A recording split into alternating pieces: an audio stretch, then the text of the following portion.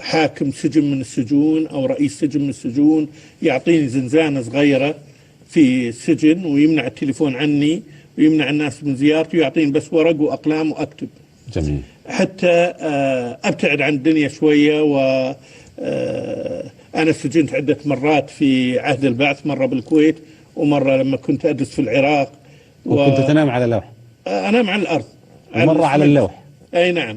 الحمد لله، نعمة من الله. بس بالحقيقة أولا من الناحية الروحانية ارتفعت روحانيتي بشكل كبير جدا، ولأول مرة أشعر بهذه اللذة وأنا ساجد، ولأول مرة أشعر بهذه اللذة والدموع تنزل. بس أنت كذا تشجع طواغيت العرب يسجنونك بكرة يا دكتور؟ والله أنا معلش، بس خلي يطلعون الناس اللي عندهم.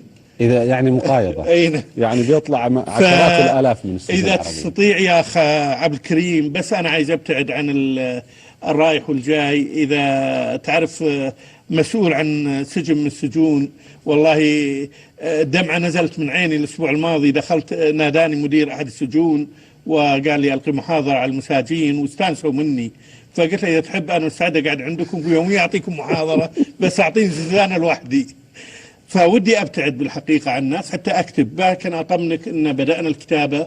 المشكلة المالية مراكز أبحاث في هذا الصدد. نعم لأن الآن بدأنا. أمين أيضا يطالب بمراكز بحوث ودراسات سواء للسابقة أو للقادم. الآن بدأنا. جيد. وأنتجنا، مو بس